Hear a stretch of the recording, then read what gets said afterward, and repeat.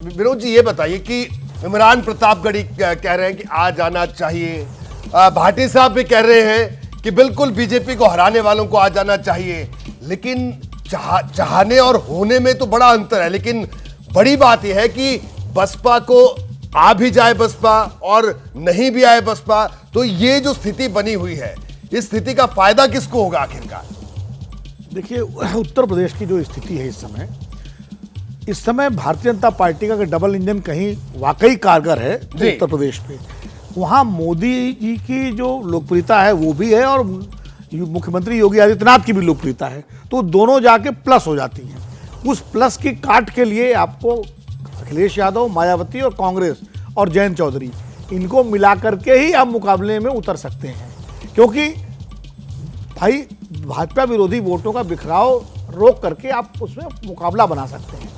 जीत सकते हैं कि नहीं जीत सकते, ये बड़ा यक्ष प्रश्न है। और सबसे बड़ी बात यह है जो प्रदीप जी ने कही, मैं बिल्कुल सहमत हूं। देखिए, दो उदाहरण हमारे सामने, 2019 का सपा बसपा गठबंधन का और 1993 का सपा बसपा गठबंधन का।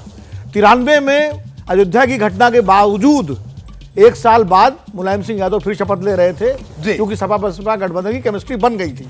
2019 में केमिस्ट्री नहीं बनी, खाली इतना नुकसान हो पाया कि 73 सीटों से बीजेपी गठबंधन 64 सीटों पर आया, लेकिन बढ़त उसकी रही। तो जब तक केमिस्ट्री नहीं बनेगी, जब तक वोट ट्रांसफर नहीं होंगे, तब तक खाली नंबर जोड़ने से बात नहीं बनती है।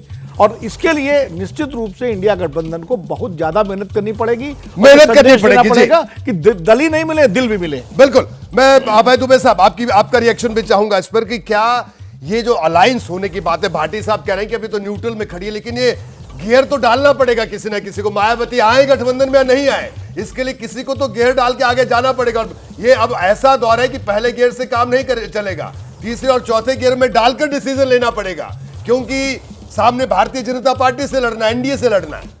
देखिए, राजकुमार जी ने जो बात कही है उससे मुझे श्रीलाल शुक्ल का उपन्यास नहीं है, मशहूर राग दरबारी जी, उसकी याद आ गई। उपन्यास की शुरुआत ही होती है एक ट्रक से जी, और उस ट्रक का जो गियर है, जब वो टॉप में डाला जाता है तो वो टॉप में डालते ही अपने आप न्यूट्रल में चला जाता है।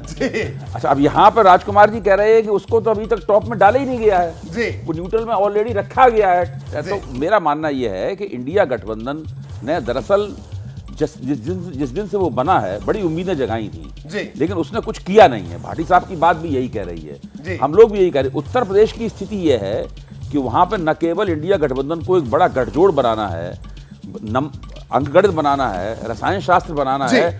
ऐसा करने के बाद वो भाजपा से 20, 25 या 30 सीटें छीन सकता है। ये नहीं कह रहा हूं कि भाजपा को बुरी तरीके से हरा देगा वहां पे। मेरा मानना है कि इतना गठजोड़ बन जाएगा तो वो ये कर सकता है कि भाजपा फिर भी 80 में से 50 सीटें जीत सकती है, वहां पर ज्यादा से ज्यादा 25 या 30 सीटें जीत लेगा। जैसे ही घड़ी का काटा दोपहर 2:30 पे आए, बबीता जी का दिल सास बहू साजिश के लिए मचल जाए। और ये है इनकी बहू, पूरे दिन ऑफिस की टेंशन हो जाए गॉन जब ये करें अपना फेवरेट शो फ्री टाइम पे ऑन। इनकी तरह आप भी देखिए अपना फेवरेट शो अपने टाइम पर और डाउनलोड कीजिए एबीपी लाइव ऐप अपने स्मार्ट टीवी पर।